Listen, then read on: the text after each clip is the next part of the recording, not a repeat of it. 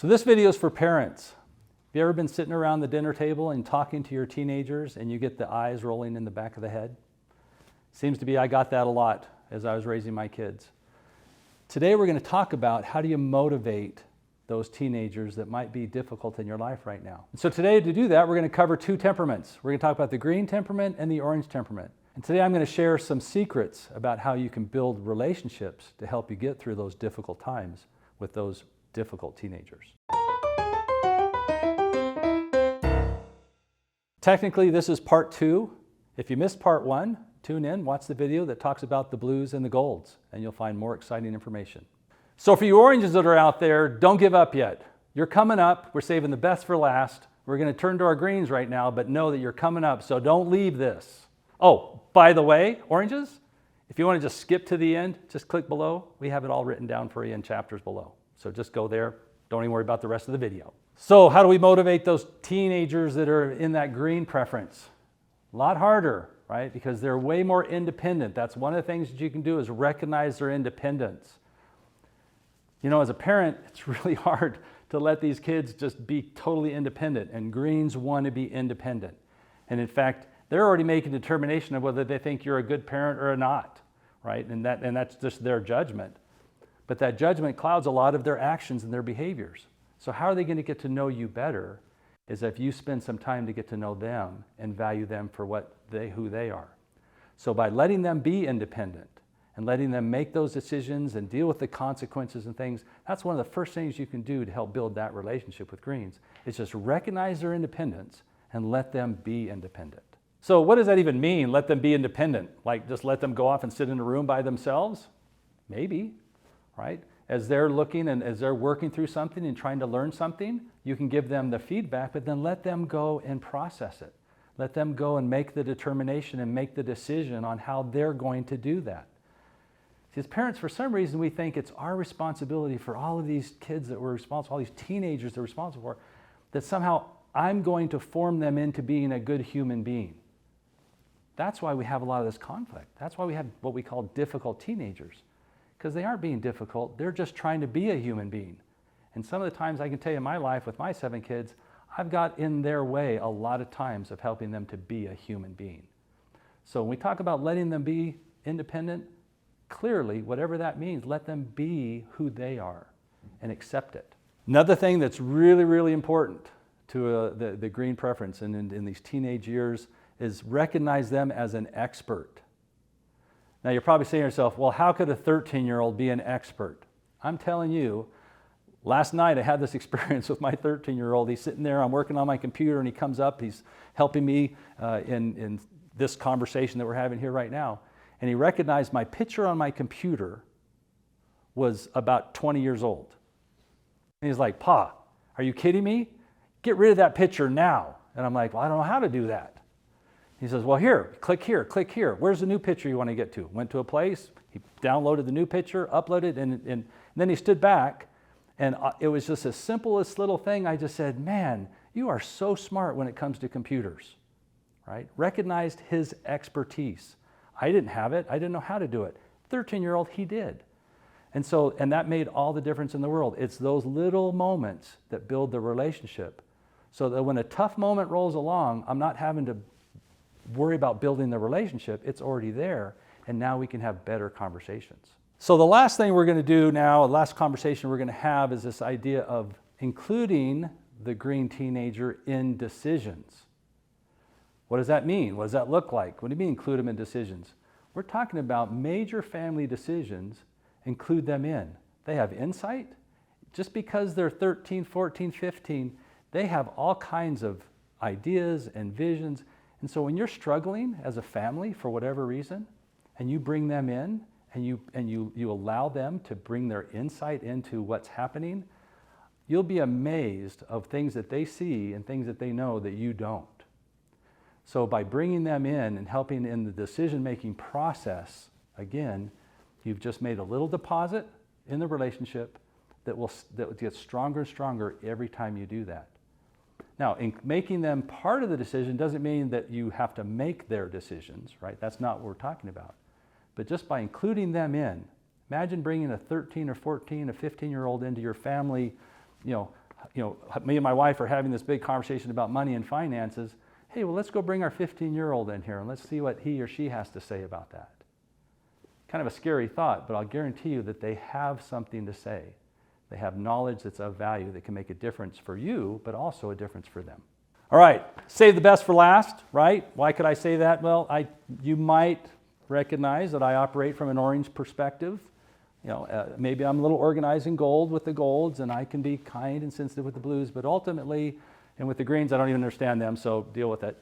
But the reality is that from an orange perspective, if you really want, and let me tell you this, the most difficult teenagers are orange teenagers.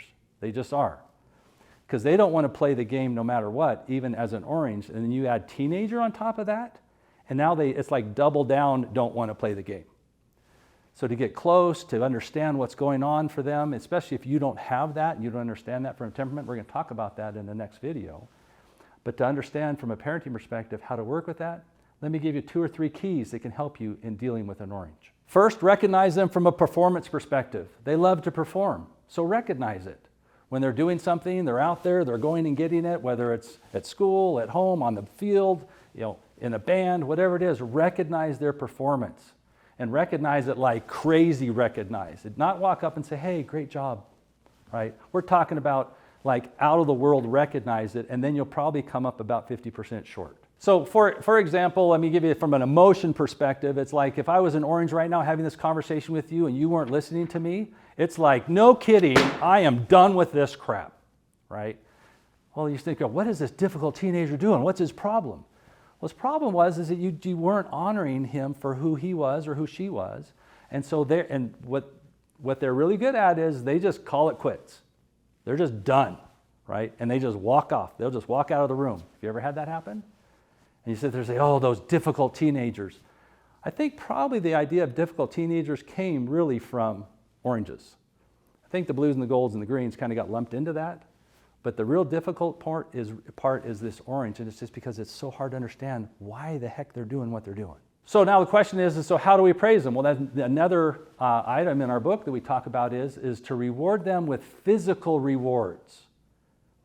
It's not saying, hey, great job, right? Or woohoo, I mean, that's kind of fun. But when you go up and say, listen, you did such a good job in this program, we're going out for ice cream tonight. You did such a good job in what you did here, or whatever it was. We're going to go this weekend, and we're going to go on this great family hike this weekend, but it's going to be a tribute to how cool it was at what you just did. So rewarding them with physical kinds of things, oranges love that. And that's what brings value to them. Giving them a certificate, here you go, thanks for being such a straight A student. It's like no value whatsoever from an orange perspective. It's like you might as well have just given me nothing. But you say, because you got such great grades, I'm going to give you $50 and now you can go buy whatever you want at the store. Go buy that new pair of shoes that you want. So it sounds like all oranges want is money, and that's not what we're talking about. It's time, it's effort, it's energy. They expect you to put something into them, right? So that's how you can really help motivate an orange, is just value them and put something in of physical nature. So that's the second thing. And the third, probably the most important of the things we're talking about today, is give them instant feedback. It's kind of like this, they made a mistake, they did something, we're going to talk about that this weekend. Let me tell you how that's going to play out for you. The weekend's going to come, and we're going to want to sit down and talk to them about whatever it was that, and they're going to go, I have no idea what you're talking about. Because that happened like 3 days ago, and they operate on about I don't know. It's like somebody says, so what are you doing for lunch today? And I'm sitting there going, I don't know. I don't even know what I'm going to have for my break in 10 minutes. Their time element is way, way shortened than the rest of us. And so if you try to delay feedback, then the feedback's not going to be right. Or delay a conversation, they're not going to remember. And you sit there and go, how do they not remember? The reality is they just don't. That's good and bad. Because you and I could have a knockdown, drag-out argument, me and my teenage son. And we both just walk away in just total anger. And the next day he wakes up and says, hey, Dad, what's going on? You want to go golfing today? And And you're kind of sitting there still stewing over the conversations you had yesterday. It's like, what is wrong with this kid? Does he not recognize that we had this big fight yesterday? And the reality is that he just moved on. And that is part of understanding this idea from an orange perspective. It's just understand that they don't hold on to stuff. That's the great thing. Could be a little frustrating that they don't hold on to stuff a little bit longer than they do. So give them immediate feedback. In the moment they've done something good, tell them. In the moment they've done something not so good, tell them. And if you do that, you'll start building the relationship and you'll start having it during those difficult times that are going to come. So I've raised 7 kids, 7 teenagers, and I'm telling you that the time spent prior to that is what enabled me and my wife to get through those difficult times, because we didn't have to worry about trying to develop a relationship with a 15-year-old. We'd been developing it for 15 years. And so now we have the opportunity to understand them and to be able to talk and appreciate and value them. So does that mean if you didn't do that, just throw in the towel? No. So I remember the saying that I was given that the best time to plant a tree was 20 years ago. And the second is today. So it really doesn't matter. You can start today in developing great relationships with your teenagers if you just understand who they are, understand some of the tools and some of the things that you can do. And it's not manipulation. It's manipulation if you're just trying to get them to do things. But if you sincerely appreciate them, you sincerely reward them, you sincerely acknowledge them and the things that we've talked about, those relationships establish really quickly. These little deposits build up. And when you have a tough moment, you don't have to worry about it. You can go and have tough conversations and it doesn't destroy the relationship. That's what I've learned, and I hope you can begin that journey. And if you've learned some of those things too, please, down below, click in the comment section and help add to what I've learned so that we can share this with the world. So if you liked what we talked about, it's all right here. I've used this book for years in helping me be a better parent, and I'd like to get a copy to you as soon as we can. Click below, get a copy of your book. Do it now. And oh, by the way, it's free.